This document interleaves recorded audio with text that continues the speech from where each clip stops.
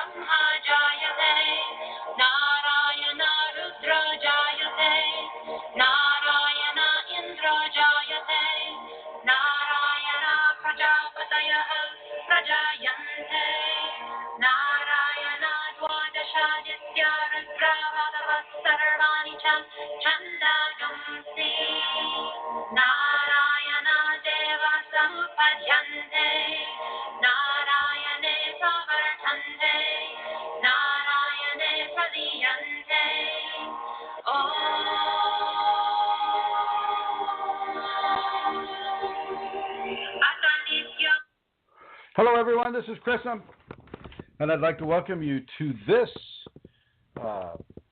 program about your Kundalini Awakening experiences. What you just heard was a little outtake from a family musical group called Shanti Shanti, and they do a little bit of specializing in ancient Sanskrit chanting. And as many of you may already know, that the Sanskriti people were also the people that spawned or produced the Rishi culture, R-I-S-H-I culture. And that culture was very, very, very pro-Kundalini. People there wanted to have the Kundalini. As a matter of fact, they formed the Sanskrit or Sanskriti language around the Kundalini. And that language now is composed, it has like 90 letters in it, as opposed to 26 for the English alphabet. And it, within the Kundalini context, it's a language that responds well to the Kundalini, and the Kundalini responds well to it. Matter of fact, earlier on in my process, about 15, 20 years ago, this group was just starting out. And I latched on to my Kundalini, I should say, latched on to their music, and I would listen to it night and day. It just felt so good with my Kundalini, and I'm offering it to you today, just so that you can begin to take advantage of some of this stuff. So if you've already been to a seminar, or you have close contact with me, or we're doing private student work, things of that nature, I would counsel you to get the Shanti Shanti's album. It's called Veda, V-E-D-A. V as in Victor, E as in Edgar, D as in David, A as in Anna. And get any of their work that has just the chants on it. They try to do rock and roll, but it's just so pathetic. It's not even funny. It's almost like their own Kundalini is telling them, stick to the chanting, girls. Stick to the chanting. But I would suggest that you go get them. They have a few different albums out. They have Dreaming in Real Time and Walking with the Devas, and both of those have some pretty decent chanting in it. For people that are experiencing entity issues, I am going to play a little bit of a piece that they do that has anti-entity qualities. So here we go. Oops, wrong one. How do I do this here? Let's see, go here.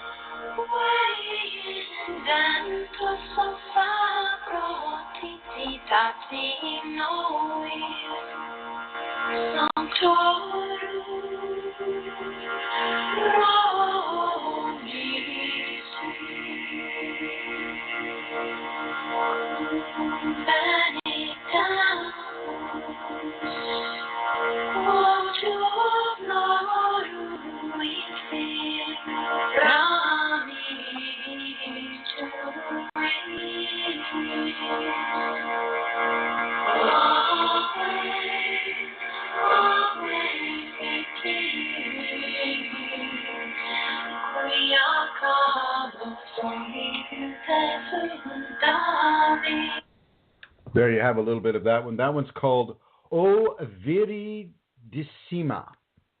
Viridissima. And this was written by a Kundalini woman in the 10th century. We know she was awakened by virtue of the phenomena that she was experiencing. Her name is Saint Hildegard von Bingen. And she was an awakened saint out of the Germany area in the 10th century.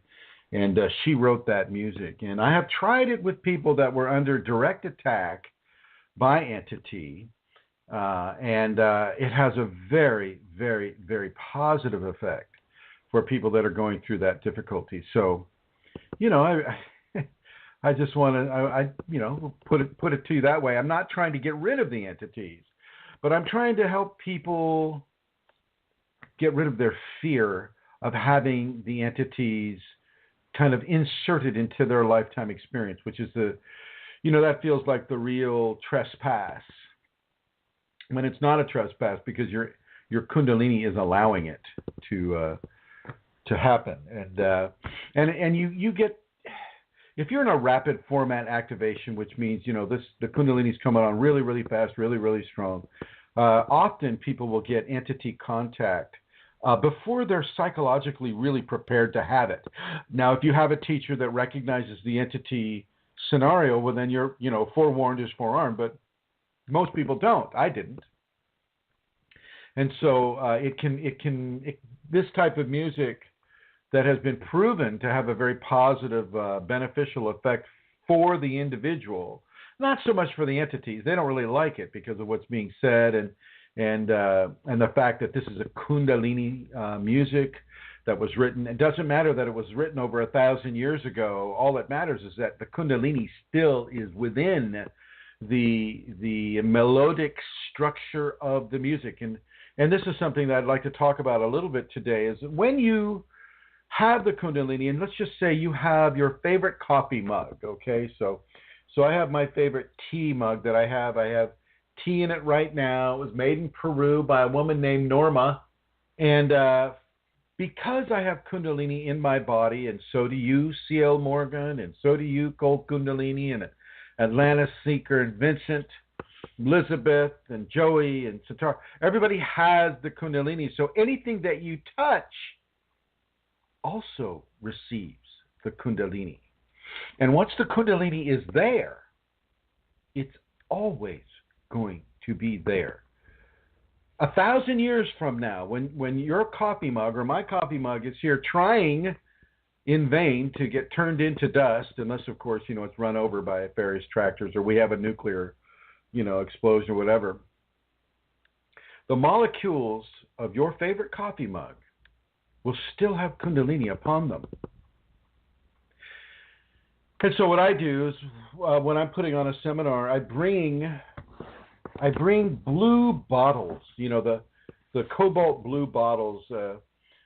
Some people would call it depression blue glass. It's a very dark blue a bottle, and I purposefully invite my Kundalini into the molecules of that glass bottle, and it goes into the molecules, and then whatever you put into that glass bottle has that signature upon it. And I've been doing this for a number of years, and people have written back to me, of course, saying that they've had very positive benefit, from that shocktivated bottle. And I just want you to understand that you can do this too. Yes, I've had Kundalini for like 26 years now, but And it has formed a very strong signature. But it doesn't mean that you cannot do that. You don't have to wait 26 years to do this. You can go out and do it right now. You know, if you're an outdoorsman, you know, say you like to go four-wheeling in Jeeps and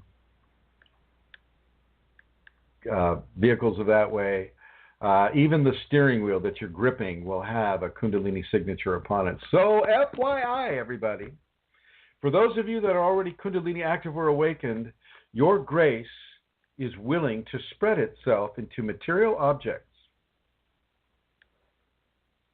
Often in some of my previous programs here on this radio show, I have suggested to people that you make a concerted, conscious decision to touch doorknobs, to touch elevator buttons, to touch things that the general public would be touching, just so that you can give them that little tiny boost of Kundalini. Because it'll stay on that button. It'll stay on that doorknob.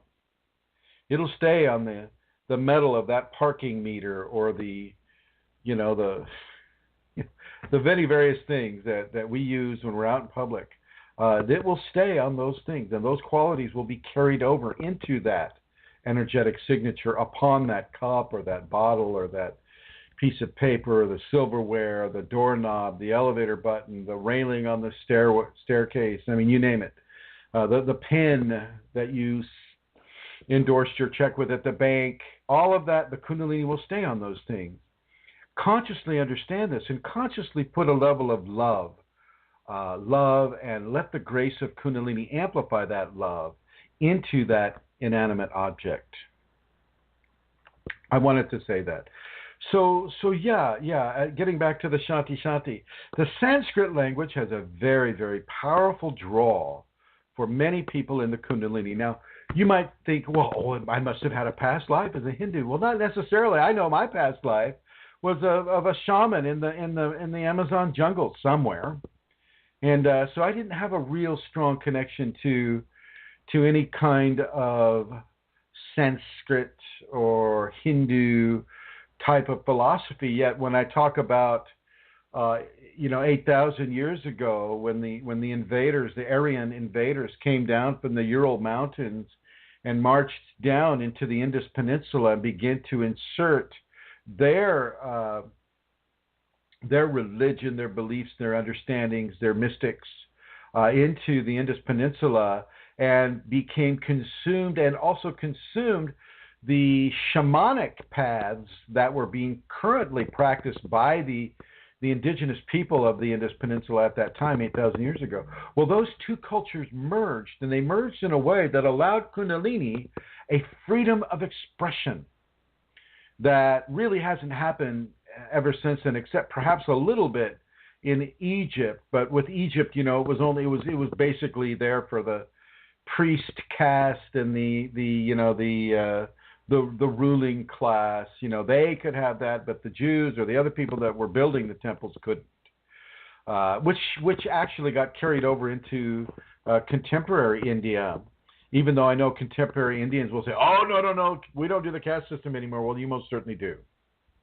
You most certainly do have the caste system right now as we speak. And some of the other more challenging, traumatic, cultural invalidations of women and marriage and dowries and things of that nature. But you also have the Indian people, they also have that direct connection to the ancient rishis, that direct connection to the ancient Sanskrit language, which the story behind the Shanti Shanti sisters is the oldest sister, I forget what her name is, when she was born, evidently the area where her mother was in the OB ward started humming.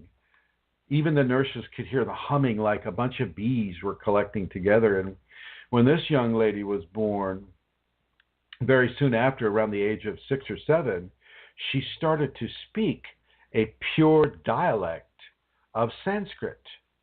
And her parents were quite surprised by this, and they took her to Sanskrit specialists, professors of the Sanskrit language in India, and they confirmed that she was indeed speaking a very, very correct form of classical Sanskrit in the chanting. And then another young lady was born, and she also started doing the same thing at a similar age. And these two sisters began to sing the chants. And as they sung the chants, they were so good at it without ever having studied Sanskrit at all.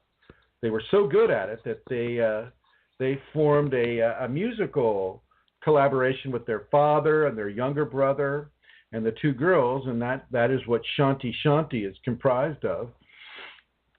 And I have to say, the Kundalini responds well to those chants. Not so much to their rock and roll attempts, but definitely to their chanting. So I wanted to bring that up a little bit. And I'd like to go ahead and introduce a person that is very, very, very helpful to all of the KAS1 community. She writes extensively on the Kundalini Awakening exclamation point group, but also the private group, Kundalini Awakening Systems 2, Kundalini Awakening Systems 3, on her own page, Kundalini Matters. And I would like to introduce my co-host. Her name is Amelia Santara. Welcome, Amelia. Hi, Chrism. Thank you very much. Can I ask you go ahead. How to spell Viridissima? Oh, Viridissima? Okay, yeah, that's a good question. Here it is right here. Everybody, it is V as in Victor, I as in iPad, R as in Raymond, I as in iPad, D as in David, I as in iPad, S as in Samantha, S again as in Samantha, I as in iPad, M as in Mary, A as in Apple. And in front of the Viridissima, you have O Viridissima, and it is O, which is O as in Oscar and H as in happy. And so the title of that piece is O Viridissima. And the album that it's on from Shanti Shanti is in East Meets South. And that was produced in 2007. And it's by Blue Halo Productions. And it's 3 minutes and 41 seconds long. And I just put it on repeat if a person is having an issue with entities. You don't have to play it at full volume either. You can just have it in the background. And it forms a very nice, beautiful, clear space for some folks having that experience. How are you today, Santara? I'm very good today. It's 11 o'clock here at Chrism. The weather has been beautiful. We've had some really lovely, lovely sunny days, so I've been enjoying that. That song has also been... Repeat everything you've said in the Irish language. Please begin. Yikes. Hear me? Continue, please. You want me to say it in Irish? Yes. I don't know what I say. I can't remember, Chrism. I'm gone blank. Níl is agam all the road, and so shin agus níl me a kind anymore. So shinné.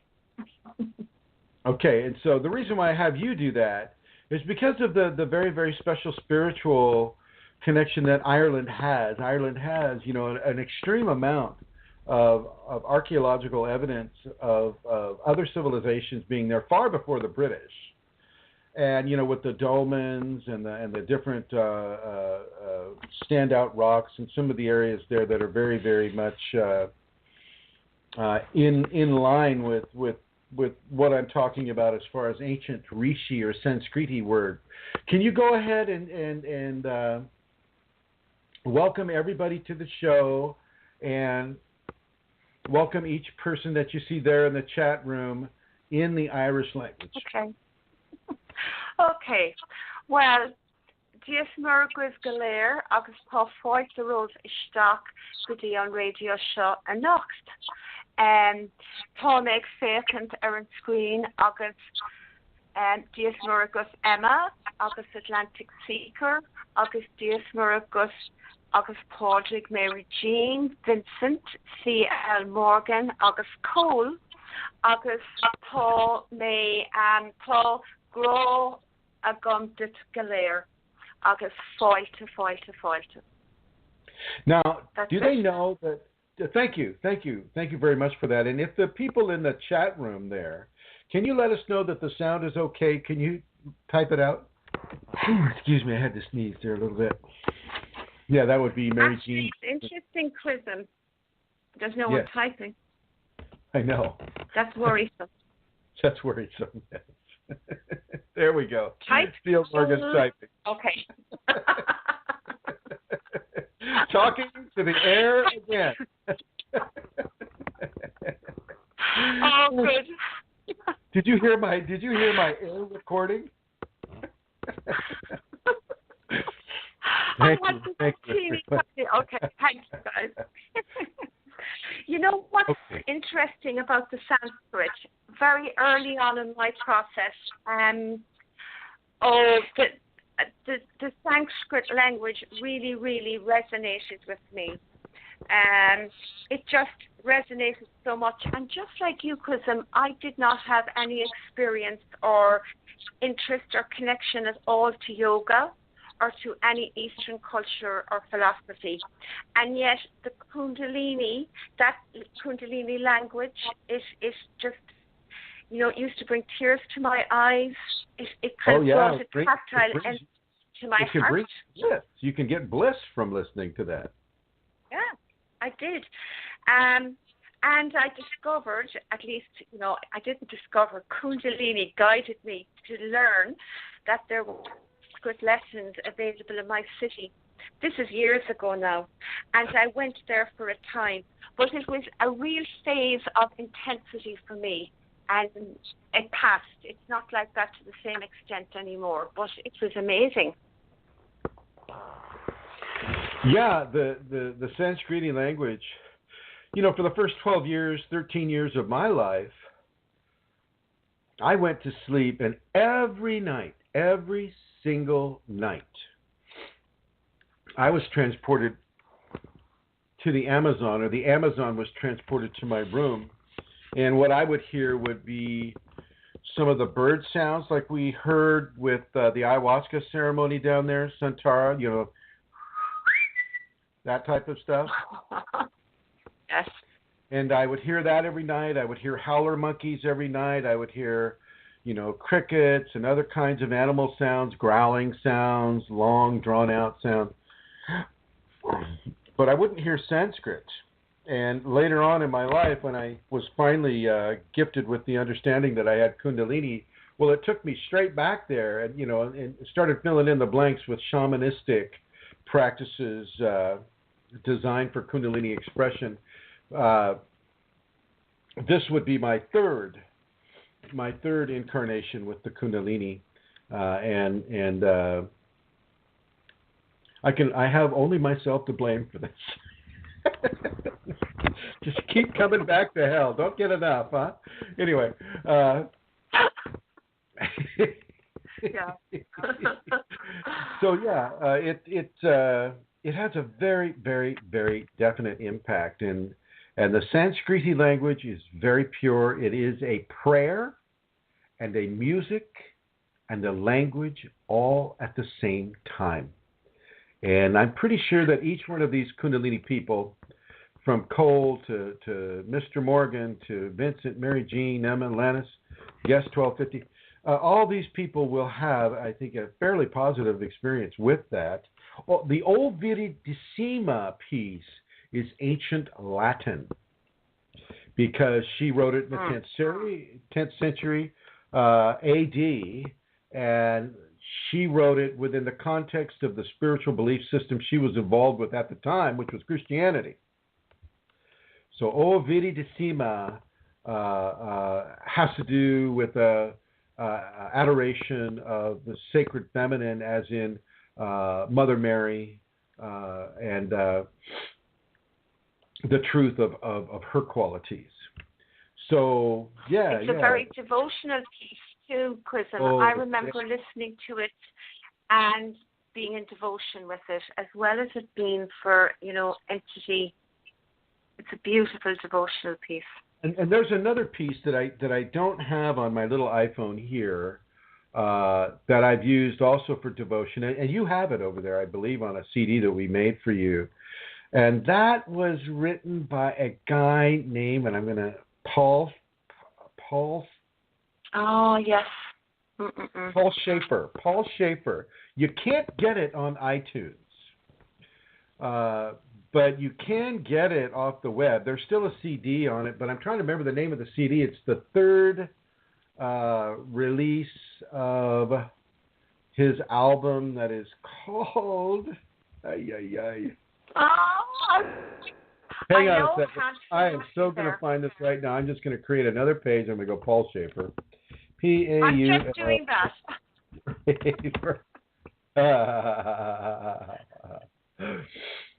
Music.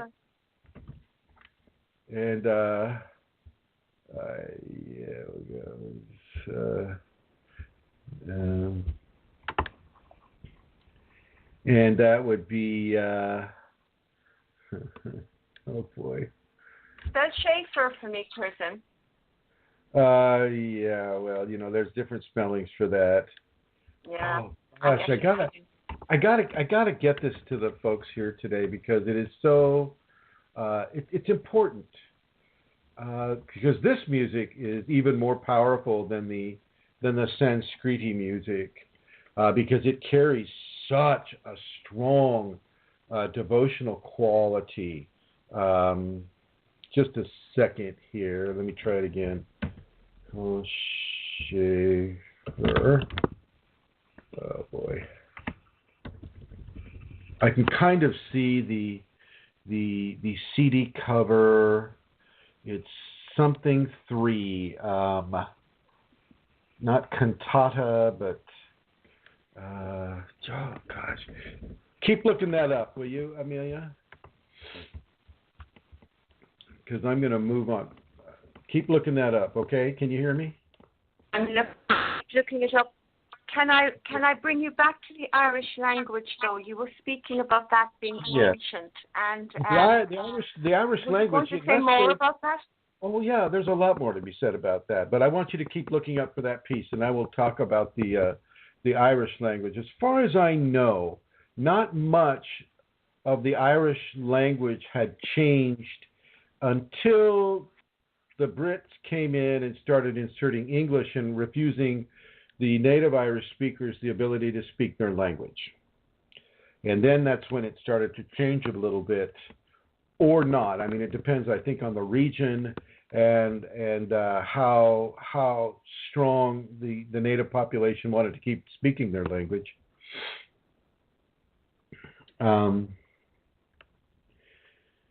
It also has overlays of the Tua De Danann.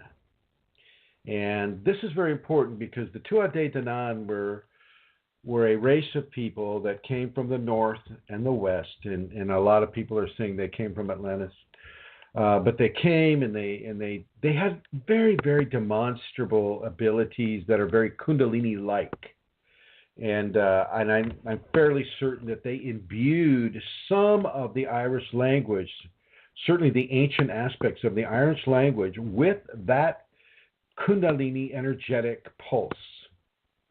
And so as you pronounce certain Irish things, just the same as you pronounce certain Sanskriti things, you'll feel a definite pulse come from your Kundalini.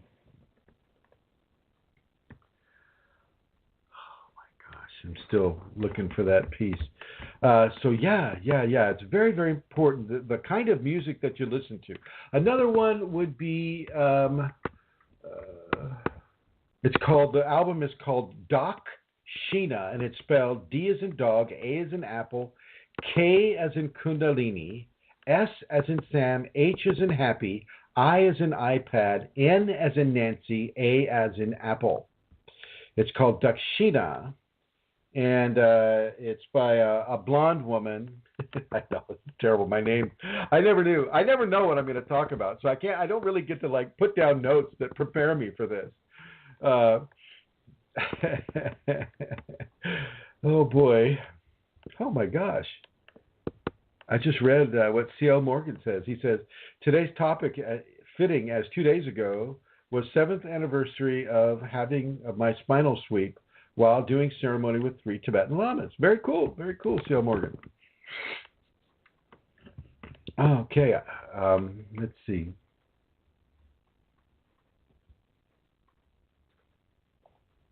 Yeah, well, the name of the album is Dakshina, and it was put out in 2007.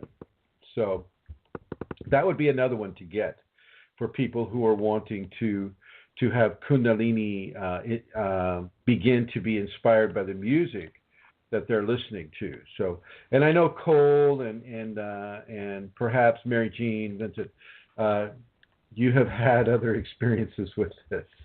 Looks like we have a question from Minnesota. That we have, Chrism. Diva Premal is the name of that artist, isn't it? Deva Premal. Deva. Primal.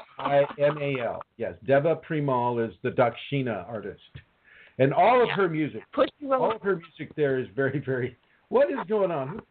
Who's doing that? Are you doing that, Santara? I just did that there now. Okay. You might want to let me know a little bit in advance because I'm not quite ready for that. So we'll do that here.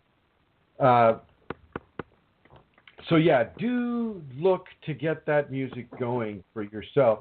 Don't be afraid to play it while you drive unless it puts you into a trance. Now, some forms of trance states are very, very conducive to Kundalini, but they're also conducive to, if you're not doing a lot of cleaning or energetic hygiene, then you'll have a lot of entities floating around you. And if you go into a trance state, it's kind of easy for an entity to jump in. So that's an FYI with that. Make sure that you're doing your energetic hygiene. And that means forgiving people that have hurt you. And that means tolerating people that irritate you. And that means accepting the divine grace that is flowing through you with gratitude and with grace and with happiness and with joy. And self-correcting yourself away from some of the egotistic attitudes and understandings that you may have previously allowed yourself to have. So you always want to have a level of self-correction there. And now I'm going to go back to Santara, who put herself in the blue. Chrism? And yes. I think I have it. It's Aria. A-R-I-A. Aria 3. That's the one. Aria 3. Yeah. Nicely Do you want me done. to play it? Yes, please. Play it for the people. Let's see if it'll work, okay? You know which one it is, right? No, 1 second now. Okay.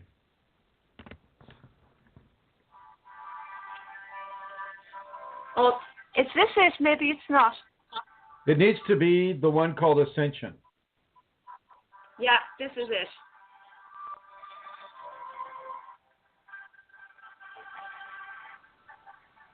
Oh, that's not happening now. That's not happening. That's not happening. Oh, it's not happening? I can hear it here, but it's obviously not transferring. Okay. It's breaking up. Yeah. Please, thank you. So that's let's the one to tell get. people what it is. It's called Ascension. It's on Aria 3 by Paul Schaefer, and strongly recommend that. And the other one, which I think is the third track, it's called, what is it there, Amelia? I don't know, Chrism. I've just got that one. I got it in a website that I had. Now, the thing is, it's not Schaefer. It's SCHWARZ. I'm sure that's how you pronounce it. But Schwartz. That's the spelling. Paul Schwartz. You're right. It's Yeah. Paul Schwartz. Yeah. Paul Schwartz. My bad. I haven't. No worries. So that's a very powerful one, people. If you're listening, you will love it. Yeah. Very, very powerful. Yeah. Okay. So, very, very powerful stuff. And this all has to do with the audiologics of the Kundalini, listening to certain frequencies and harmonies and chanting and language and discerning the intention. Whether you understand the language or not doesn't matter. Your Kundalini is discerning the intention and the language without you having to. And by doing that, you are getting the benefit from your Kundalini for the music that you're listening to, that you're consciously listening to. You got to remember, you're making a choice to listen to this music, and that choice is a nourishment for your Kundalini Awakening program with you, your equation. So I strongly advise that you do that. You listen to that music, and if you want to start chanting, oh, look at that. She put the link up there for those of you on the chat group. Go ahead and visit that link, or at least copy that link so that you know how to get to it after the show. Very nice. Thank you, Santara. Thank you very much. Go ahead and chant. Chant in Latin, chant in your own language, chant in Sanskriti, chant in ancient Irish, chant in the language that resonates with your Kundalini the most. And always remember, I'm not suggesting that you chant, "Oh, my Kundalini, give me a royal blue Corvette, because I want to have a royal blue Corvette that's four-wheel drive that I can go into the desert." You're not asking for something. You're actually giving gratitude and giving to the divine rather than expecting something from the divine for yourself. That's something that is very important for you to understand. Now, one thing that you could chant to yourself in your native language of your birth, would be, "I am at one with all that I am." Okay. So how would you say, Santara, "I am at one with the all that I am" in Irish? Go ahead and tell us. Call me. I can't say that directly. 1 second. Call me. I don't know, Chrism. I am at one. It doesn't. It doesn't work that way. It doesn't work. It doesn't work that way. I can't translate that directly. I am. Call me. It's me. I can't do it. No, I can't do it, Chrism. You can't. Let me think about it. Change the words a little bit, though. Yeah. But yeah. It's a little bit like the Sanskrit language. The Sanskrit language, when I was learning it as well, was amazing because the positions of the tongue were all very important as well. So the words that were being said, the tongue was placed at various parts of the mouth, at various parts of the palate for the words. And that of itself was an extra dimension to the language as well. Absolutely. It's a very, very compact form of many different nourishment points that is helpful for your Kundalini. Very, very important stuff. But I'm going to go ahead and move on from this subject right now, and I'm being compelled to move into the subject of the Kachari lingual mudra. Kachari, Kechari mudra, mudra, or a lingual position or a tongue position. Some of the Kundalini people will experience the 5 lingual positions of the tongue. The first one being behind the upper front teeth, and then various positions along the upper soft palate with the Kachari mudra, with the tip of the tongue going all the way back of the throat and then up into the nasal cavities. And there's a certain form of exudate that is called amrita that is produced by the pineal gland, that a person, if they're being compelled by their Kundalini to do that, will be able to partake of that. If they're just doing it for their own conscious, ego-based desire to see if they can have Amrita, probably won't. You need to have Kundalini in the activated or awakened stage in order to partake of Amrita, which another word for that would be pineal gland sweat. And some folks that don't really have a high regard for Kundalini call it sipping snot, except that it's not that. It's only what they experienced because they don't have Amrita. And so a lot of people will denigrate it simply because they don't have an understanding or an experiential-based understanding of what is occurring. So if you are having Kachari, don't swallow your tongue, number one. Let the Kundalini take your tongue all the way back and into the lower nasal passages and just let it be there for a little bit. You can still breathe through your nose. You can still breathe through the sides of your mouth as well. Mostly through your nose, though, with that type of scenario. So FYI for that, okay? Now, actually, I'm going to ask Santara to come back on board here, make her announcement, and then I'm going to answer Rosemary's question. Okay, Chrism. Well, my announcement is where people can go to make a donation. Chrism, as you all know, works with donations, doesn't charge for his teachings at this time, and so if you want to support him, you can do so by going here, www.chrism-kundalini.blogspot.com, and all donations are gratefully received, and thank you for listening. And thank you, Santara. I have one or two other ones later, Chrism, maybe about Berlin. Okay, very good, my dear. Thank you. And I'm going to put you in the blue, and I'm going to put Rosemary online here. Hello, Rosemary. Hello, Chrism. You already answered my question. I did. Thank you. Oh, you're quite welcome. I'm going to go ahead and bring Elizabeth on board. Elizabeth, a.k.a. the House of Lavanya. Hello, Elizabeth. Hello. And Hello, how are you this beautiful West Coast day? Oh, it's a beautiful day. I just got off work. I'm sitting here with a large wasp next to me in the window. Oh, the waspies are just as fine as the spiders, let me tell you. They are very, very smart. I've had communication with them. They have genetic memory, which I so appreciate. Oh my God. Yeah. You speak to one queen, and that communication goes to all her babies, including the next new queen. Oh my gosh. And so all her babies get it. So you don't get stung. You don't get stung. They don't bother you. It is so. It's such a sweet deal. It is such a sweet deal. Anyway, do we have messages from Laranya today? We do. I don't know how much it has to do with, what you've been talking about, so I don't know. You talk about what she wants to talk about. All right.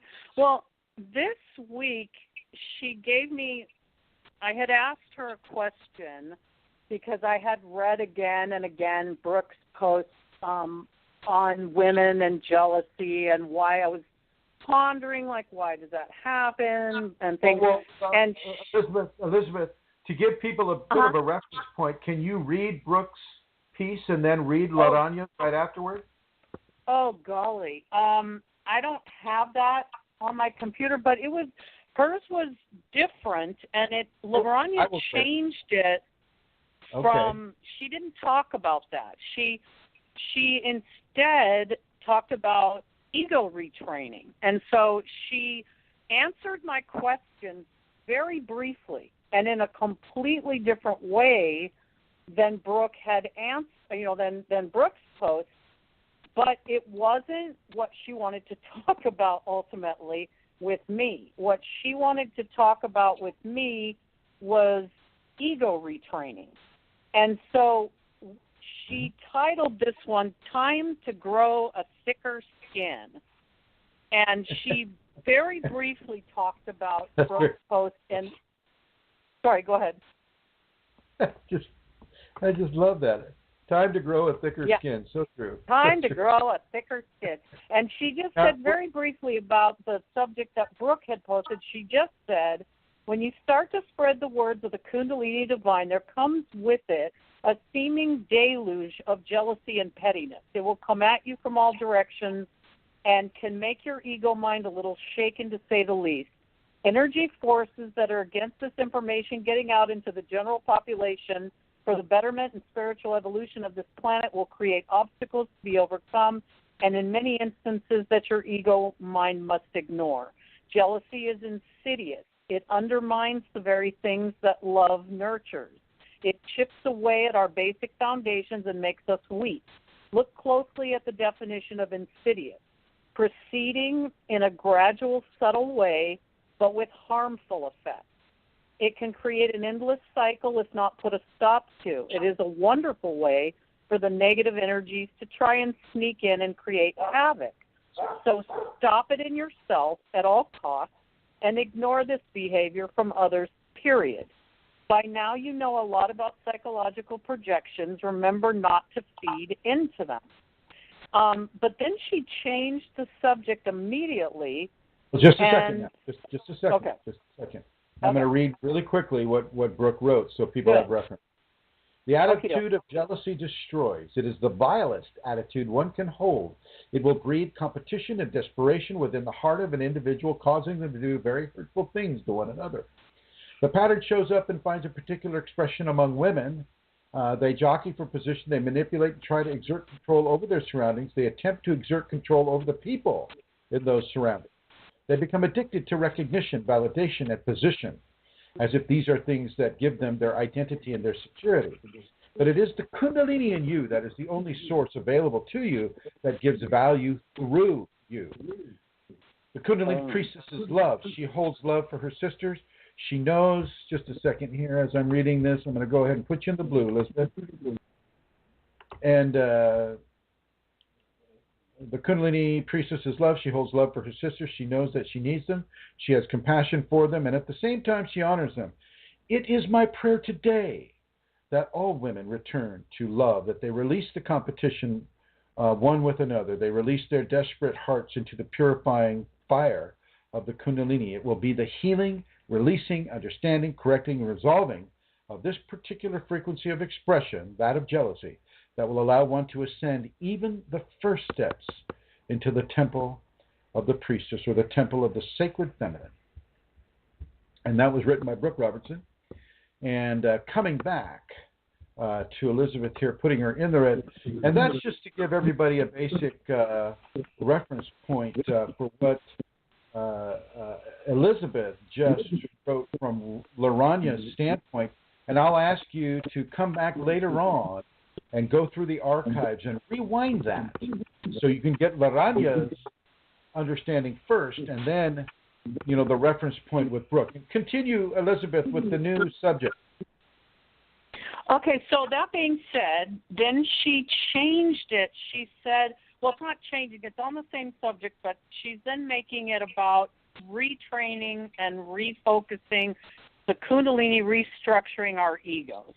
So she says it's also very normal for the ego to want to stop itself, all by itself, by second-guessing the Kundalini, and by that she means by speaking the words that the Kundalini is giving you, the words and things, ideas that are flowing through you from the Kundalini. So by second-guessing the Kundalini and by creating things that are not necessarily there in order to maintain control, for your ego to maintain control. Make no mistake, she says, the ego is not in control. It never has been. That is an illusion. Stop second-guessing yourself when words are flowing to you that should be shared to help others. It is not about you. It never has been. All the little personality reactions from yourself or from others have little to do with what the divine is trying to achieve here. Again, stop second-guessing yourself and silence the naysaying part of the ego. You do not know who your Kundalini's words are trying to help or how much. And then she says, the lengths that the ego will go to trick us. It is not important, and you must keep going. Do not lose heart. Do not let your ego cause you to stop or take notice. It is time to grow a thicker skin to continue on your trajectory. You must shake it off and continue on. That is the most important thing, to shake it off and continue on, make the mental corrections and move forward. This is not about you. I am speaking directly to the ego here. Your ego needs to be retrained to weather the storms and to not create any storms that are not necessarily happening the way your ego thinks they are happening and tries to latch on to. When you are emotionally overly sensitive, as the Kundalini will make you, your egos automatically can jump to conclusions and endless chatter and emotions that are not so important. Stop giving them power. Listen to me and do the work of the Kundalini. It will not always go smoothly for your ego. That is too bad. You need to break old patterns of the mind. You are not the same anymore. I know you can feel this. Again, break the old mental patterns and create new ones that the Kundalini is showing you. Retrain your ego mind. Continue on your work. Let the Kundalini retrain your mind. Let nothing, let no one distract you from this. Nothing is important but the Kundalini divine and the messages of love and service for others. Help each other, love each other, support each other, because times will get rough for all of you, and you will all need each other. This is important. Carry on! Exclamation point. Oh, very nice. And many thanks to Laranya. And Elizabeth, just for the understanding of, say, new people who haven't been listening to this program for a long time, who is Laranya? Laranya is my Kundalini, and she had come to me. She's a large spider, an Amazonian jumping spider, who had latched on and bit me on the hand in a waking vision a year before we went to do the ayahuasca in Peru. She then led me to Peru, strongly wanted me to go. And so we went and did the 4 ayahuasca ceremonies in Peru. I don't know if everybody realizes that we were in Peru to do that, and do the plant medicines. And there my connection to her became stronger through those ceremonies and through going there.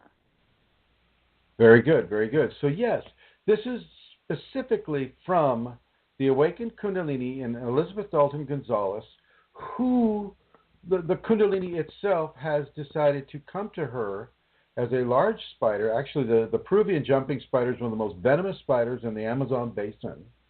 And it bit her, and when it bit her, it led her through the jungle, explaining to her what that plant's used for, what that tree's used, what that relationship to the environment is for whatever life form they were running past. Because I believe Elizabeth told me at the time that she was getting a tour through the jungle and a lot of downloads of information about the jungle and how various species interact with each other, including plant species, animal species. And we did indeed go down to Peru to participate with ayahuasca specifically, for the Kundalini specifically. And we're going down there again in next February 2017. I'm looking to do it on the exact same dates as we did this last February, which would be the day before Valentine's Day. Leaving, being there on the 13th and leaving, say, on the, whenever a person wants to leave. I mean, you can leave as soon as you're ready to leave, but I'd say 10 days, at least to the 24th, 25th, 27th, whatever, something like that. But I believe we stayed until the 27th because people wanted to spend some time in Cusco. But I'm not really interested in that. I was just interested basically in going down and having the ayahuasca experience itself. And I wasn't even clear I was going to do it right before the ceremony. And I was like, okay, I'm ready to do it. And Santara was there, Elizabeth was there, Brooke was there, Rosemary was there. Everybody who just called in on the telephone was there, except for the 219 area code. And I don't know if Amelia, you got to that new caller down there, 219-433. So yeah, it's doing, and that was the plant medicine. That was the only plant medicine except for the Wachuma, which I'm not going to do anymore. But the Wachuma was nice too. It's not a bad thing. Yeah, for me it just made me anxious, but other people got some very positive things from that, so that's fine. So there you have it with Laranya and what she's saying about the ego. So true. So absolutely true. You need to grow a thicker skin. You need to really begin to reorganize and restructure how you respond to the ego attitudes, ego ideologies that will perpetuate levels of self-abuse or abuse of others, invalidation of the Kundalini, et cetera, and so forth. And it's very, very important for you to begin to really restructure how you receive input from unawakened society and how you respond to that input of unawakened society. And as she said, there's going to come a time in within the next 20 years, actually a lot closer, where everybody in the world is going to be having a hard time. Everyone. And that is very important for you to understand, that we need each other.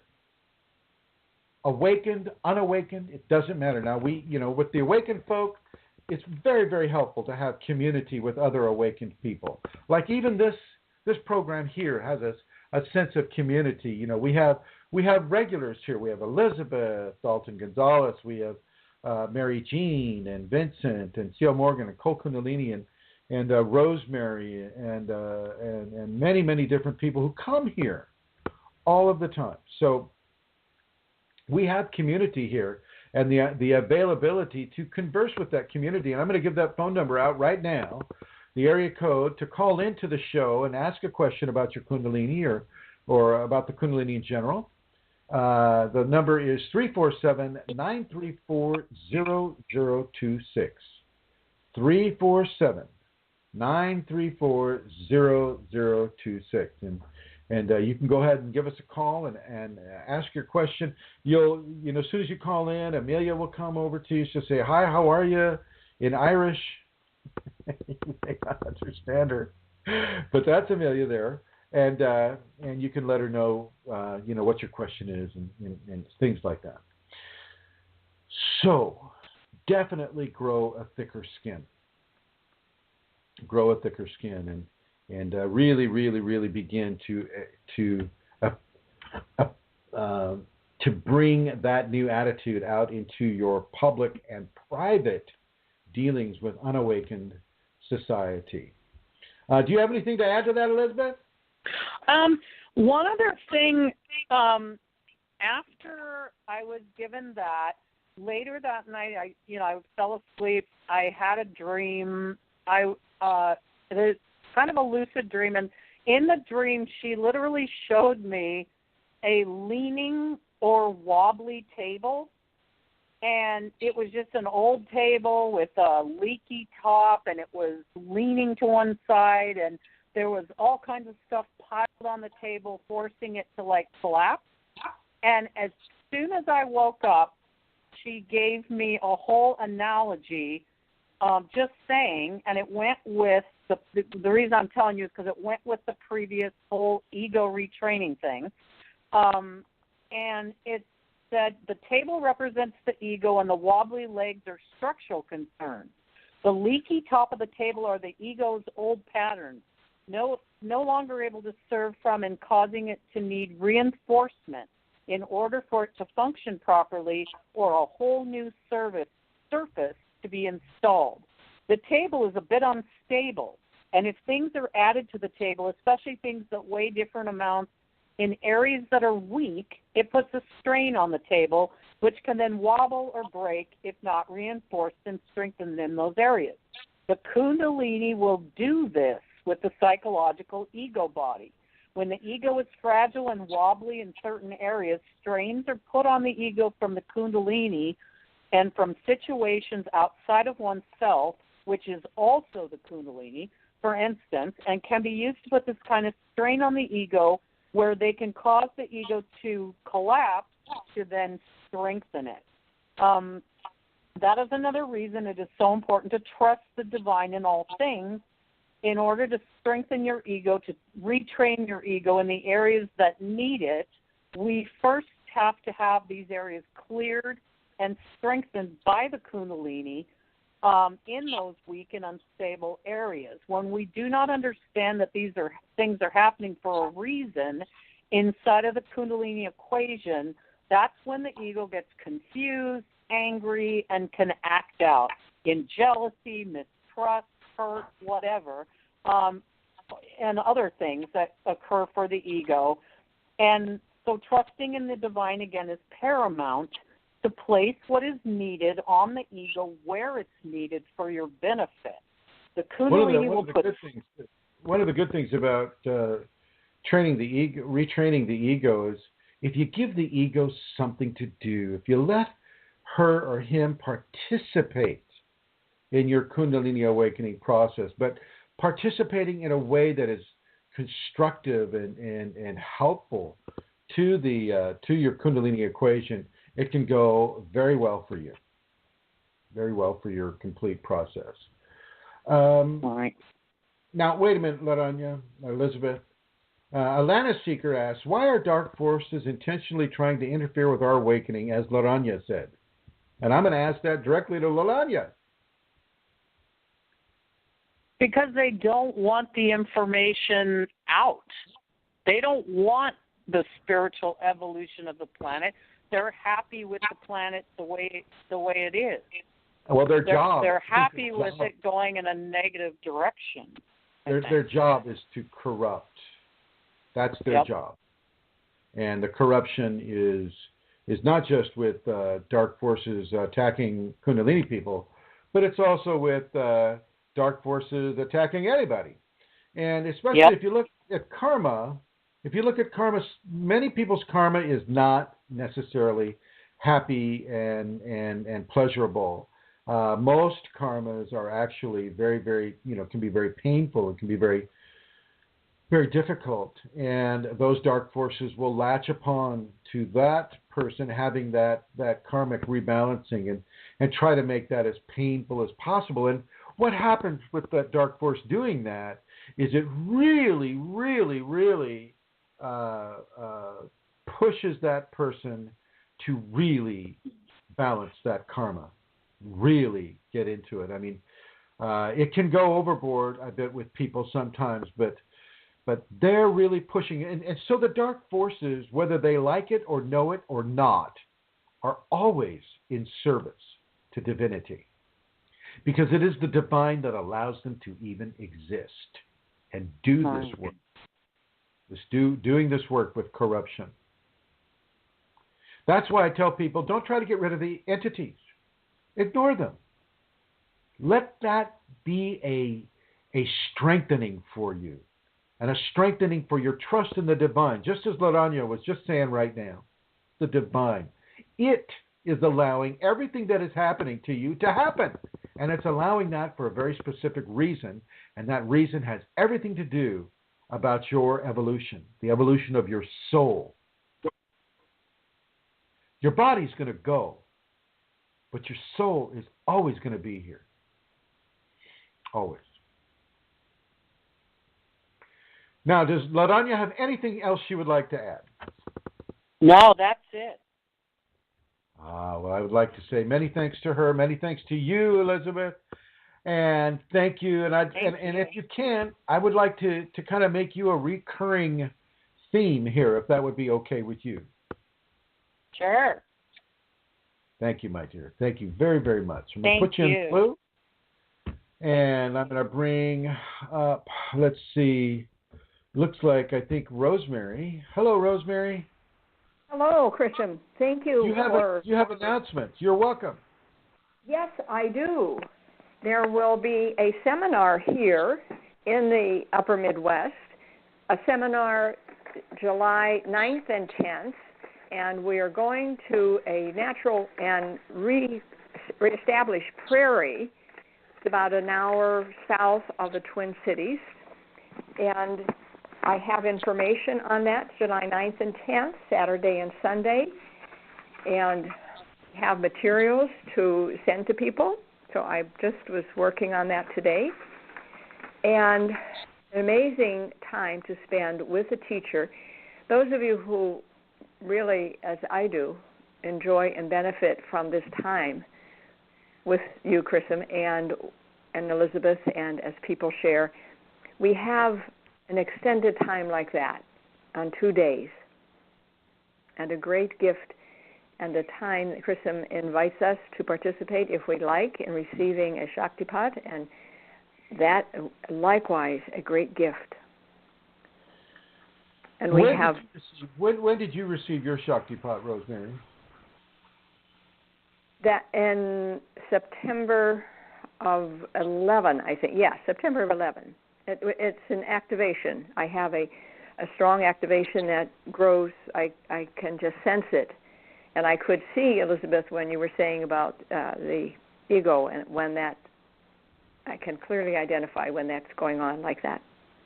And I just put Elizabeth on with us so she can participate. So both Elizabeth and Rosemary went down to Peru, and both of them experienced the ayahuascas in all four, ceremonies. And so go ahead, Rosemary.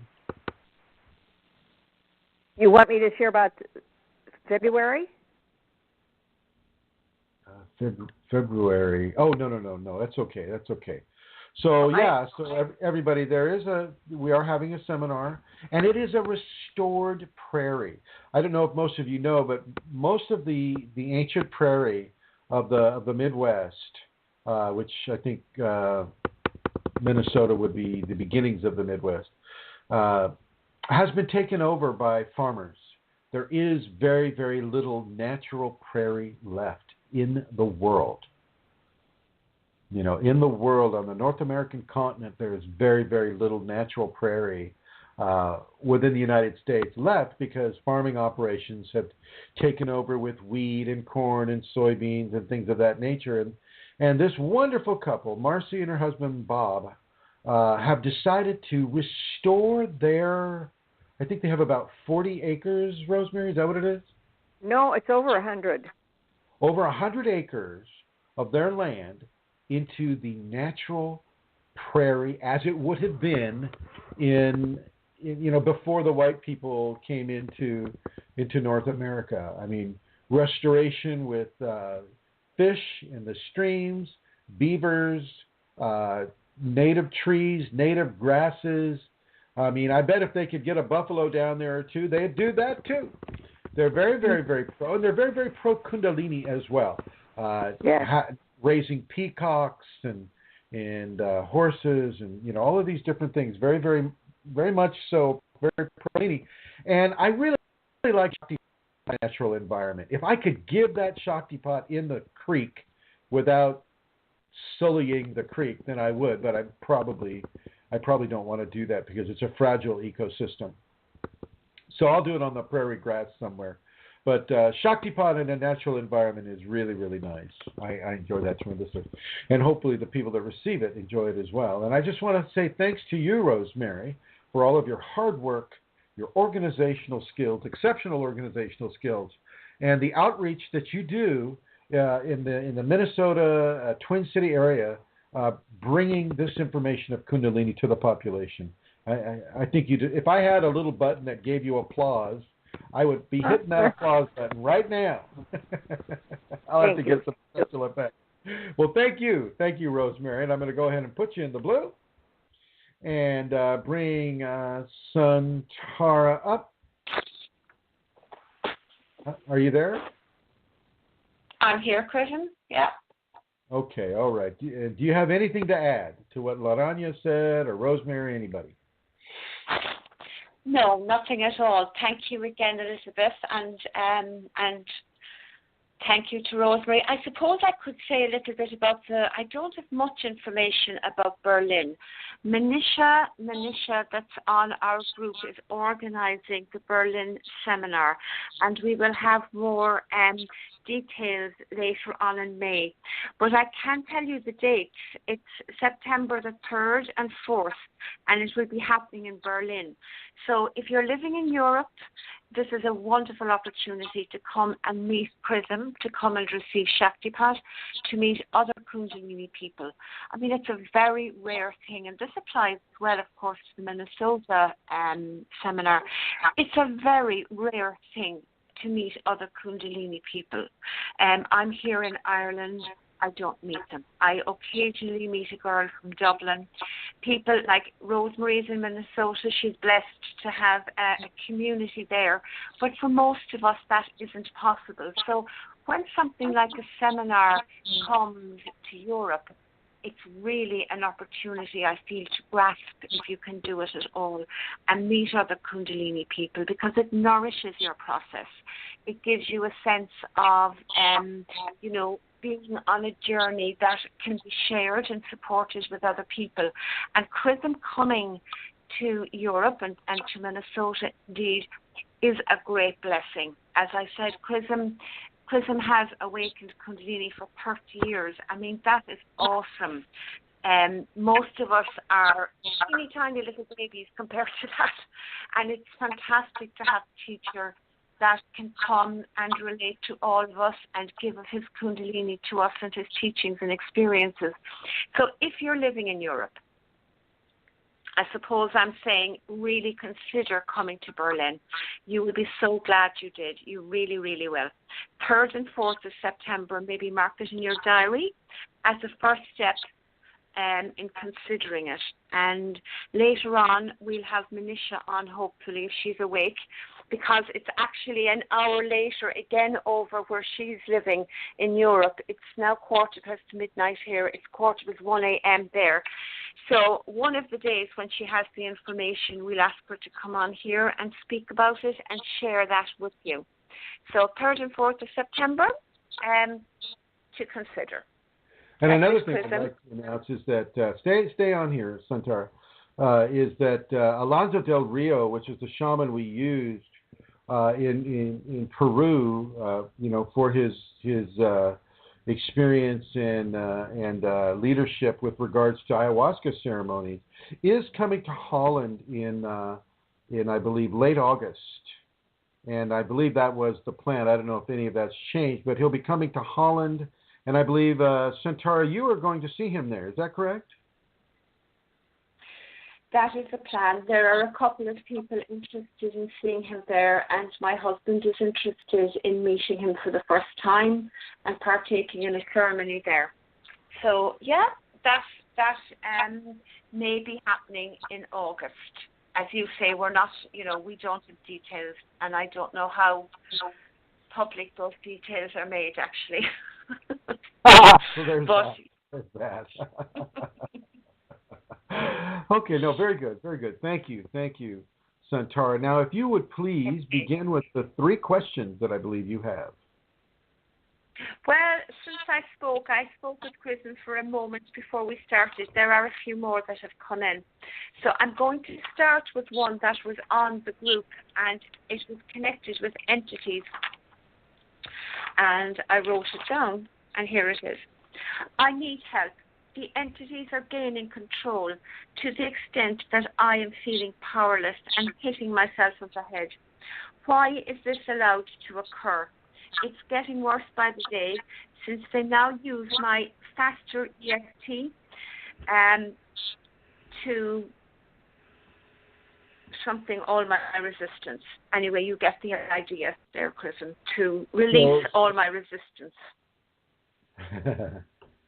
So the question really is, why is it allowed? Oh, why is it allowed? Well, I kind of already answered that question to some degree already.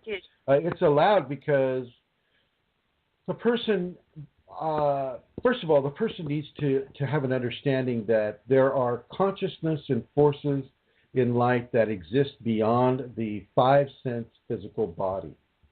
And this is a difficult concept for many people to understand as a reality. This is a very distinct reality that even though you cannot see it with your eyes or smell it or hear it, it's still there, operating all around you. It's just that your sensorial input is not to the point where it can perceive it. Well, with the Kundalini, your sensorial input is increased, and you're able to see it and hear it. And as I may have mentioned in other programs, whenever you see or hear an entity, that creates a contract of communication. And they know that you can hear them, and they know that you can see them, and they can see you, and that whole bit. Now, when the entity comes into the Kundalini Awakened person, one of the main tasks it has is to corrupt that person's process as hard as they can. And sometimes they'll come in the thousands to a person, and they'll just be screaming and yelling and cussing and doing everything they can do to interrupt that person's process. They'll do their best to take hold of the emotional body and to put them in a bad mood. Or they'll do their best to tell the person that the Kundalini's wrong, and it's a disease, and you're not really, there's no spiritual element to it. It's just bipolarism or schizophrenia or rabies or whatever. They'll do everything they can do to dissuade you from furthering this path. And this has a double gift for you. First of all, it should really begin to amalgamize for you that you do have the Kundalini and that it is gifting you, and that your experience with communication with discarnate consciousness is actually an ability that is forming for you to be able to even communicate in such a way where nobody else sees or hears or interacts with anything else that you have except another Kundalini person. That other Kundalini person is very clear about what you have. And of course, because Kundalini is so rare in the populations, you don't get a lot of validation that way. But so the first thing is that you are actually connecting within a divine format with discarnate consciousness because of the divine format that's building its platform within you. That's number one. Number two, it builds your strength because if you follow the crucible of reversal, or if you decide not to follow any of the corrupting advice that the entities will give you, and sometimes they'll give you something that is truthful just to gain your trust in order so they can corrupt it later on. The best thing to do is to ignore them as strongly as you possibly can. Don't let them influence your emotional body. Don't let them influence your attitudes towards people, your attitudes towards Kundalini, your attitude towards your Kundalini teacher, if you have one. They will do anything and everything they can do to corrupt your process. They will cause certain things to happen to you that happen to line up with your karma, and so the Kundalini will allow it because it's a karmic balancing. But they'll do it in a venue that is very, very hurtful to you, or very, very harmful to you. And so this is something else that a person needs to understand. And once you know that you have the Kundalini, and you know that your communication with entities has begun, well, you can begin to deny them your attention, deny them your fear, deny them your communication. See them as just orbiting mosquitoes that are afraid to bite, and ignore them as best you can. Okay, all right. And let me see here. Centaur, does that color, the 433 color, is no response? What does that mean? It means I went on Chrism and there was no response, complete silence. I'm going to go ahead and... Hello, caller. Are you 219-433-1514? Are you there? Hello. 219-433-1514. Do you have a question? And the whole time is 00, so something's not right with that. Huh. Well, okay. We will just go back here. All right. I hope that answered that question there, Santara. Yes, Chrism, it did, absolutely. Thank you. The next question is, why does healing given to me sometimes work and sometimes it does not? Does it depend on my attitude and in me believing that it will work? It doesn't depend on your believing that it will work. Kundalini does not necessarily need your agreement for it to work its process upon you. What was the first question? Why am I what? Why? Why does healing given to me Healing sometimes work and sometimes doesn't? Healing is given to you because, first of all, you're probably asking for it, number one. And number two, you probably have something that is there that needs to be healed. But it won't give you healing from discomfort or pain every single time you ask for it. There is a reason why you're feeling that discomfort or that pain, whatever it is. There is a reason why the Kundalini is allowing you to have that discomfort or that dis-ease, that lack of ease in your life. Not everything with the Kundalini is supposed to be easy. Not everything with the Kundalini is supposed to be comfortable. I work with people one-on-one here in Santa Rosa, and often, just by being in my presence, they'll start to get a headache. And that headache is a very, very typical thing when you're getting way too much energy. That headache will come on, or if you're getting attacked by an entity, sometimes that they can cause you to have a headache there too. And the headache is really all about acclimation to increased energetics. Acclimation to increased energetics. Very, very important.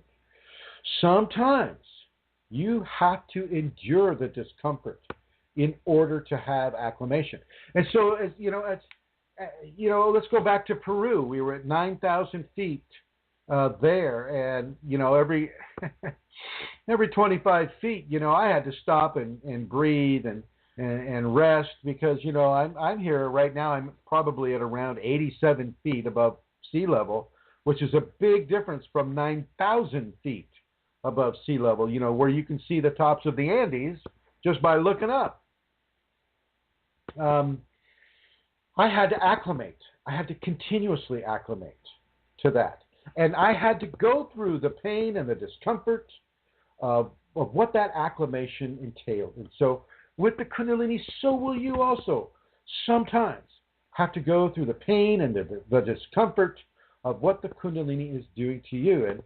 And if it's opening you up to entities and you're having the entities come to you and they're harassing you and they're dropping thought forms into your body or they're making you feel this way or that, don't go into fear. Don't give them attention. Acclimate to the idea that you have discarnate entity presence within you and around you. Accept it and move on. And it's the same with any other kind of pain or issue that your Kundalini may bring you. You will sometimes have to go through that pain. A few nights ago, I was walking around at around 2 or 3 in the morning, and it was real dark here. There was no moon out. And I stepped in a hole and severely twisted my ankle. I fell down onto the ground, hugging my ankle as close to my chest as I could get, and just so much pain. Well, Kundalini didn't swoop in and take away my pain. She knew I was in pain. She's probably feeling it herself. But Kundalini did not take that pain away. I had to acclimate to the healing, that the Kundalini was helping me with. But I had to acclimate to the pain. I had to endure the pain. I had to really, really gently walk back, if I, limp walk back, and it still hurts me to this day right now. But I'm acclimating to it, and the healing is progressing. So you really do need to give yourself the opportunity to acclimate to this. Be okay with this. Yes, you may have to endure some pain. C.L. Morgan wrote on the chat group earlier, somebody asked him what happened, and he says, the first Kundalini experience occurred with a tailbone injury in 1986.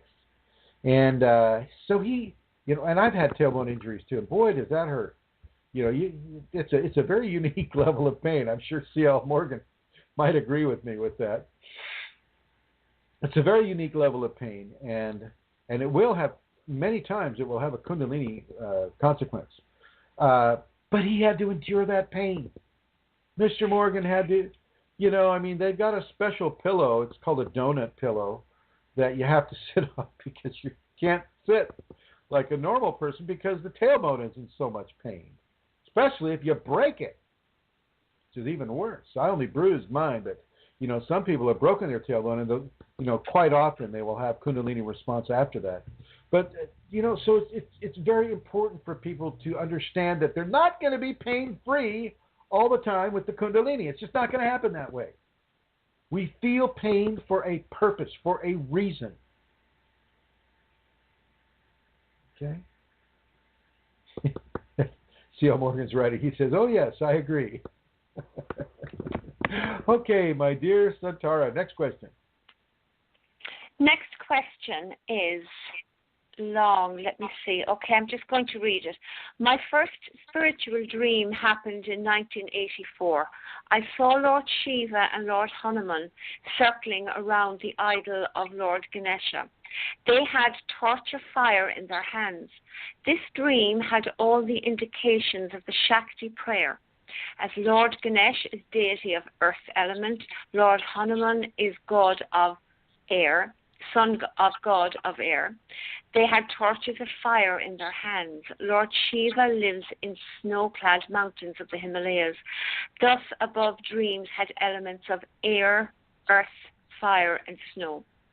Thus, my dream represents the earth, air, fire, snow to the Shakti, I now go, etc. This prayer I came to know in 2009, 25 years later. Do you think this could be the reason I was attracted subconsciously and directed to Kundalini Awakening Systems 1? No, I don't think so. When that dream is described to me, I'm getting actual visuals of it, and it's Hanuman and what was the other one? Hanuman and Shiva. Lord Ganesh, Hanuman, Shiva. Hanuman and Shiva were circling Ganesh because Ganesh is the Ganesha is the remover of blockages. If you've ever followed an elephant through the jungle, and let's just say the elephant's in a hurry to get somewhere, it leaves a fairly clean path through the jungle, and that caused the shamanic culture of the ancient Hindu to call Ganesha the remover of blockages. Takes the trees, takes the rocks right out of the way. Well, with Shiva and Hanuman, the monkey god, circling Ganesha, I think it's bringing attention to the force of Ganesha and the blockages, highlighting with the torches the blockages that Ganesha would eventually remove.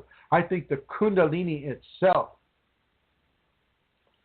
directed you to come straight to KAS1 or Kundalini Awakening Systems 1 at yahoogroup.com and to begin to affiliate yourself with other true awakening and activating people within the Kundalini. And yes, there is a double meaning.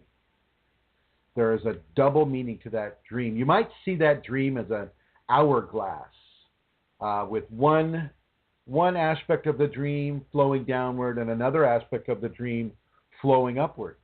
And that other aspect of the dream would indeed have to do with the earth, air, fire, snow, but I don't think that was calling this individual to participate in KAS1. I think that was an indication of grace beginning to manifest within that person. And he's a great guy. We all know him as Shrikant on the Kundalini Awakening Facebook, Facebook group. A dear, dear, dear friend. And he's been with us for quite some time. He's a good, good, good man. One of the very, very few honest policemen in the country of India, and I shouldn't say very few, but I'm sure it's a minority, as it is here in the States. A very, very honest guy, a person who is able to memorize thousands of sutras just because he wanted to. A person who refused to participate in corruption among the police force, even though those opportunities were often given to him. He would eschew them. He would walk away from them. This is a Kundalini man. Thank you, Santara. Next question. Next question again, Chrism.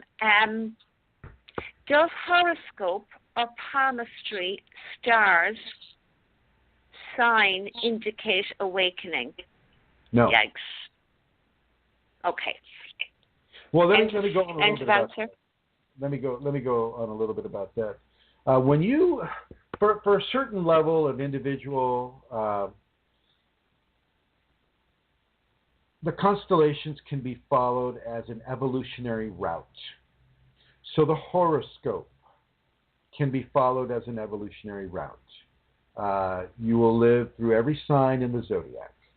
You may live multiple times through each sign of the zodiac. Once you reach Kundalini, the zodiac is no longer a ring or a circle as you might see it if it was put on paper. It now is a cone, and that cone goes up straight from the zodiac, and it's equidistant on all sides, like a cone would be. A cone is basically a pyramid with an infinite number of sides. And so as that cone is developed, at the tip top of that cone is the Kundalini. You no longer need the zodiac. You've evolved beyond the zodiac.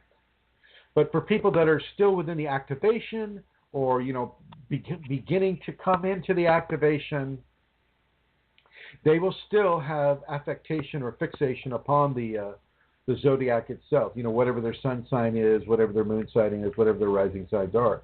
There is truth to the zodiac, but it's not truth that is beyond Kundalini. It is truth that has to do very much so with the individual and their the scenario that they're experiencing in life right now. So, another student of mine, she went to an astrologer and she had a reading given on her zodiac, but the astrologer looked at her and started giving her everything but the zodiac. Started going to Kundalini area, and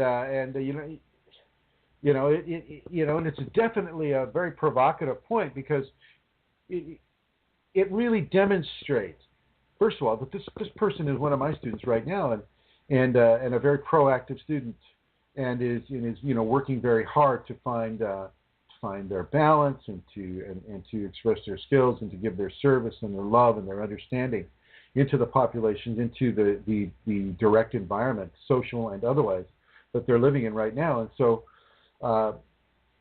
you don't have to have the zodiac involved with the Kundalini. Many people will want that because it gives them a reference point, a 3D reference point, instead of going up into, say, another level of dimension with that the cone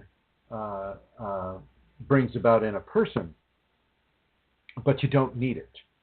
And the cone, as if anybody has watched the Kundalini cone on YouTube, you'll see that Brooke is describing a very similar scenario that I'm describing here with regards to the zodiac and the Kundalini. Well, this would be what's happening on top of a person's head, is that Kundalini cone. And anybody that has the awakened Kundalini has that cone, and it makes you duck if you're, Does that happen to you, Santara? Yes, it does, Chrism. It's not as protruding as it used to be. I remember at one stage, my goodness, I used to have to duck down inside doors, and that now it seems it's not quite as extended as it was. Exactly. Yeah. And It's amazing. Don't even think about riding a roller coaster. Oh my God. Oh, yeah. I'll never do that I again. can imagine. So, yeah, I bet you had to almost put your hand up to hold it because it was. No, you're constantly ducking. I mean, you're ducking way down too. Let me tell you. Yeah.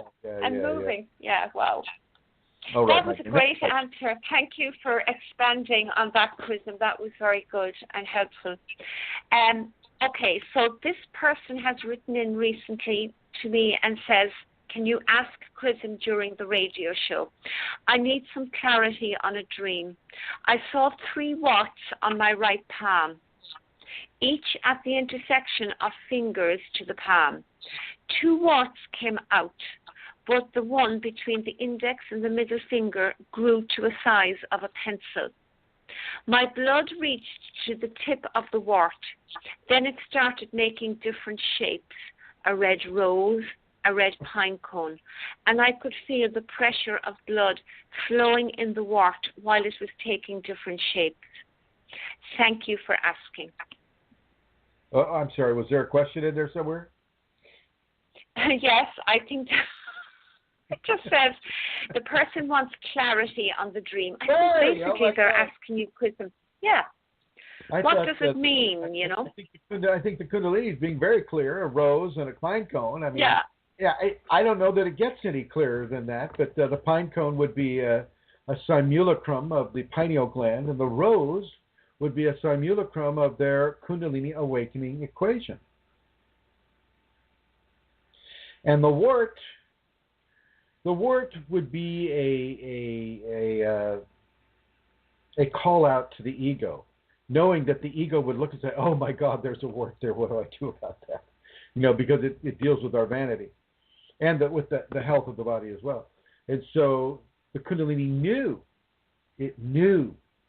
that this person would look at that, and it knew that once he started looking at it, that it could change shapes and begin to communicate with that individual. And this is not beyond the Kundalini.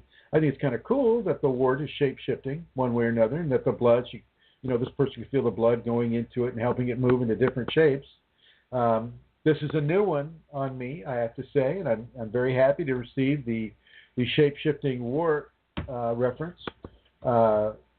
First time I've heard of that, but I think it's a very conducive and a very positive sign towards Kundalini development in that individual.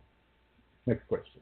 Yeah, and in the dream there was 3 warts, and 3 is a significant number. 3 warts. This is a dream. This is still the dream, yeah. So the 3 warts were on the right palm. 3 warts on the right palm, right, which would be the male 2 sign. came out, but one then grew huge, the size of a pencil. On the right hand. How do you get a wart the size of a pencil? I don't understand that. How does a wart remain? I mean, I can see it growing as large as a penny or a quarter, but what is it, like a really long wart?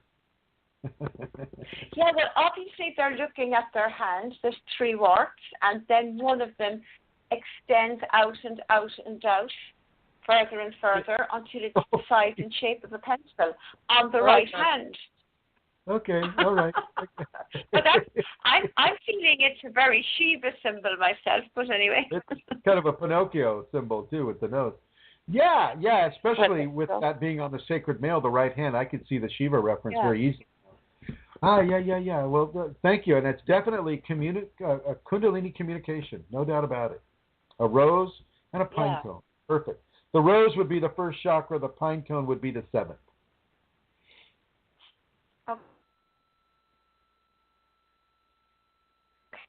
But you've been asked it again. What is the difference between activating Kundalini and awakening Kundalini? Spinal sweeps or divine merging or having direct physical, emotional, mental, psychological, spiritual union with God, with the divine.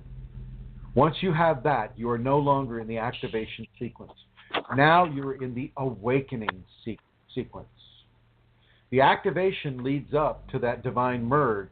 The divine merge leads straight into the heavenly fields and the continuous awakening that all of us will have as we evolve into these areas. Over. Thank you, Chrism. This came in as well during the show. You said early on I am not trying to get rid of the entities. That's quoted. Maybe you've said that earlier on, Chrism. And the question again is, why would we not want to be rid of entities? You kind of answered that already, I guess, too. Why would we not? I remember now. I think you referred earlier on in the show that you, as a teacher, would not want to get rid of the entities for a person. And they're asking, why would you not want to get rid of those entities? We've kind of answered that already. The entities serve you. The entities serve you in your evolution. No, it's not comfortable. No, it's not pretty. And no, you don't give them any attention. But they serve you in allowing you an opportunity to begin to work in non-physical areas of attention retention. Attention retention, i.e., you control where you put your attention, where you place your attention. And as you control where you place your attention, you can control what levels of interaction you'll have with discarnate consciousness. It serves so many different areas, and it also gets you used to the idea that there are discarnate conscious life forms that are all around us. And it just really opens up a huge window into the expanded understandings that Kundalini Awakening brings. And that means the expanded definition of conscious life forms upon this physical plane, which means the conscious life forms that we cannot see because of our corporeal status, but the conscious life forms that is all around us, intermingling with this plane and extending into other planes, just the same way that we extend into other planes every time we go to sleep and dream. Go up into that astral area and start having teachings given to us there, whether or not we remember them when we come back into the body. Over. Thank you. I have a question here, which I think is from last week. I don't think I asked it. As a graduate student whose Kundalini is not yet activated, is it okay to practice Kundalini Yoga? If you're not activated, it's okay. There's no law against it. Yeah, I think I'm not finished actually, because the person, I'm reading it now, the person is concerned because they say, I know a practice can result in mood swings and other symptoms which are not preferable for a student who has to study and analyze and do mental work. Oh, I see what the question is now. Yeah. I see. I understand now. So if you're a student and you're doing, you're having to take midterms and you're having to study a lot, is it safe to do Kundalini Yoga? Yeah, because there's no guarantee that you're going to awaken the Kundalini. Most people who practice Kundalini Yoga do not, I repeat, do not awaken their Kundalini. The hope among the Kundalini Yoga practitioners is that they will. They all want to go for the power. It's like, oh, I want to levitate, or oh, I want to be a healer, or oh, I want to have psychometry and psychokinesis and bilocation and blah, blah, blah. They're going for the powers. They're going to assuage the ego, because Kundalini Yoga does not teach any kind of ego refinement, understanding. Basically, they teach devotion to their guru. I forget the guy with the black beard. They teach devotion to him, and they teach Kundalini Kriyas, which aren't really Kundalini Kriyas because the Kundalini is not awakened, but they emulate, they copy the positions that the Kundalini will place a person into, and they call that Kundalini Yoga. And there is very, very, very little worry that a person that is going to college needs to have with regards to doing Kundalini Yoga, that they're, that's a guarantor of Kundalini activation. It's not a guarantor at all. Very few people that practice Kundalini Yoga awaken, period. Very few people that practice any kind of yoga, except the 5 Tibetans, will awaken their Kundalini. Typical Hindu yoga positions are a very horizontal linear system. So you start, easy, and it gets harder and gets harder. But the energetic evolution, depending on what kind of dogma is being attached to that yoga form, is a very slow, gentle inclination. It's the 20 to 30 to 50 year plan for awakening. Whereas if you're doing the 5 Tibetans and you're doing, say, the safeties protocols, that's a very vertical movement. And you can have Kundalini, and I would not suggest that student do the safeties if they don't want the Kundalini to awaken. Because the safeties can actually awaken the Kundalini. Because they were formulated by the Kundalini. Over. But Chrism, okay, you're after throwing me a little bit. I hear you, but the safeties like forgiveness and things like that, everybody should do them, surely. Yeah, but not maybe not the Tibetans. Yeah. Yeah, okay. And not the pranayama. Did you forget that? Yeah. And the No. But the emotional ones, though, they would have to be beneficial. They would be beneficial, but that's beneficial for everyone, regardless of whether you're worried about Kundalini, coming up. Yeah. With this person, they're very specific about the whole arising issue. So that's the context of my answer for them. Yeah. And Cole says there to watch out for the breath of fire as well with regard to Kundalini. Yeah, don't use breath of fire, also known as Bastrika, Bastrika. Don't do Bastrika or the breath of fire unless your teacher tells you to. Now, I have counseled some private students to do the breath of fire. I have counseled people to do Bastrika, but they do it under my direction. That changes the response. Over. Okay. The last question: when a person is Kundalini activated, are there particular criteria we should use when looking for a lover? Well, I would suggest that you love them, or that you feel that there's the ability to expand into love with them. I'm not so sure that you can go out hunting for a partner. I think you can be available to a partner, but I'm not sure that you can, put on your hunting clothes, which would be, maybe a cocktail dress, going out to a local club, that you can go hunt for a partner within a Kundalini context. So if I were you, I would just go for those people that you feel good with, that you feel comfortable with, that you feel like you want to get to know them in an intimate fashion. I would suggest that instead of setting up parameters for yourself that don't allow you to just relax and be with this person, that you just do that. You just relax, be with the person, see how you feel. There's some obvious things that you don't want to do. Don't date a criminal. Don't date somebody who lies to you all the time. Don't date somebody or want to become a lover with somebody who may be passing on a venereal disease to you, or who is very, very profligate in their lovers, unless that's something that interests you in that way. There are some fairly common sense rules, like what I just said, but.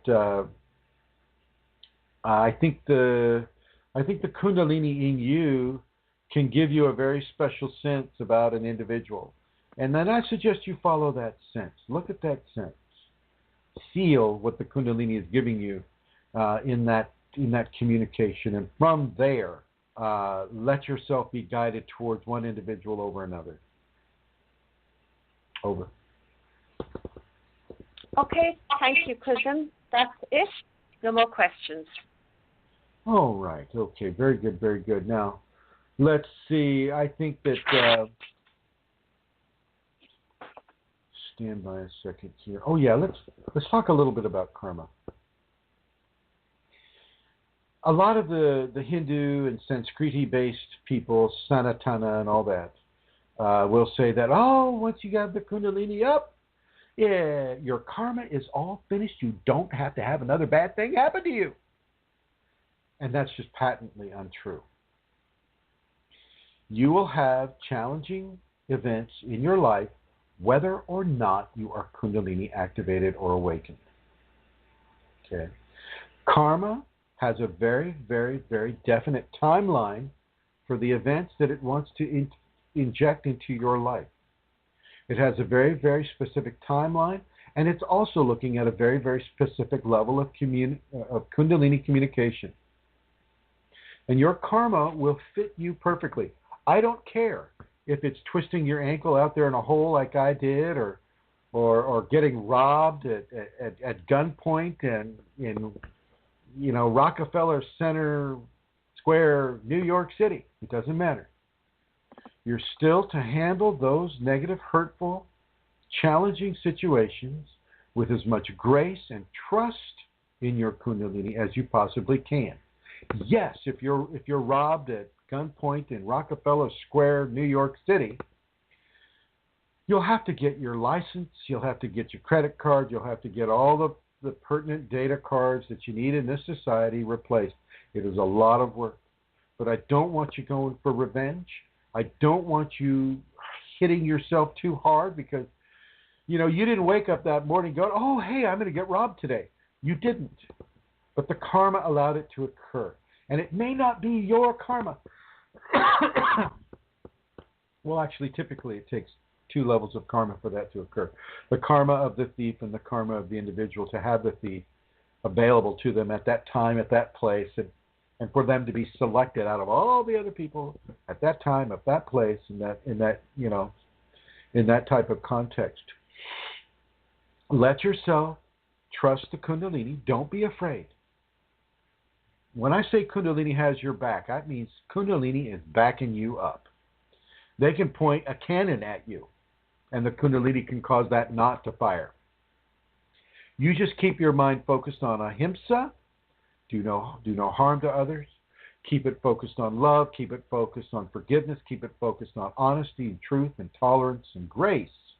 And even though you may have lost money out of the deal, that payment may just be a karmic payment that you have to make. Okay? Very important for people to understand that. Very little happens to a Kundalini person that is accidental. Not saying randomness and chaotic events don't exist. They do exist. But when the Kundalini takes hold of you and begins to guide your life, those patterns of problematic probabilities will shrink. And they will begin to coalesce only around those issues of karma that the Kundalini allows to come into your energetic equation, your energetic anatomy, and your experiences with other people. And the other thing that I want to talk with you really quickly about, because I'm down to 6 minutes, is isolation. You may become extremely isolated. As I wrote last night, I wrote a piece that I'll share on the Yahoo group as soon as I'm done here, called A Teacher of Ancient... Let me see what that is. Yeah, I forgot the title already. Just a second, going over here to Facebook. Where is that thing? Oh, here it is. A Teacher of Ancient Divine Vitality. A Teacher of Ancient Divine Vitality. Well, you might poke a finger at me and go, oh, you're the teacher of Ancient Divine Vitality. Well, no. I'm a recipient of that teaching. Kundalini is that ancient teacher, or that teacher of ancient divine vitality. Kundalini is that vitality. Kundalini is that divinity. And she may sequester you from everyone in your life.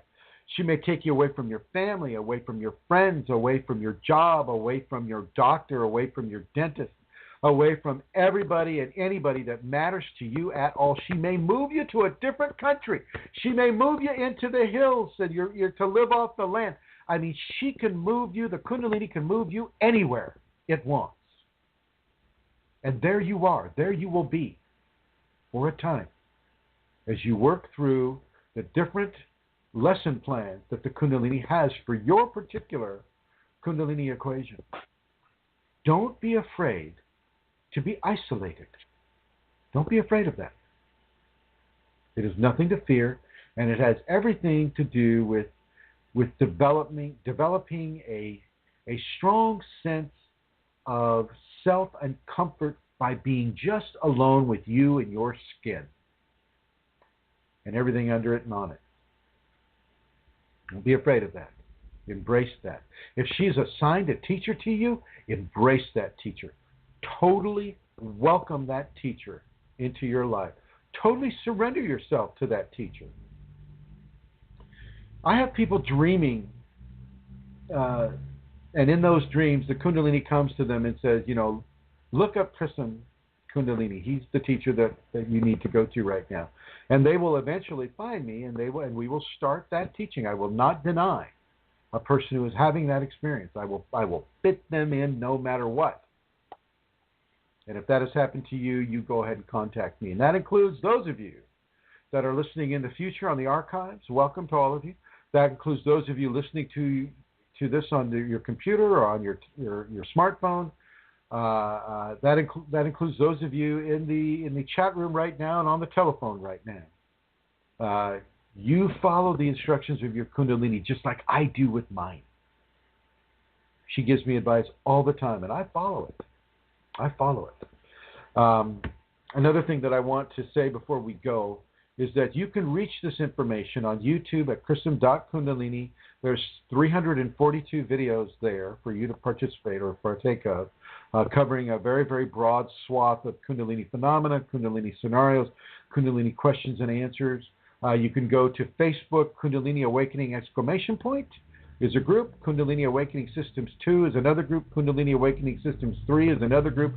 Kundalini People is another group. Kundalini Healing.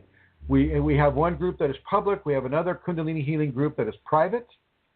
Kundalini Radiance Community, which is a community that we're working towards finding a piece of land and a place where just Kundalini people can come, where we can just have community with Kundalini brothers and sisters so that we don't feel so alone in our society. And we're looking to find a piece of land and to set that up.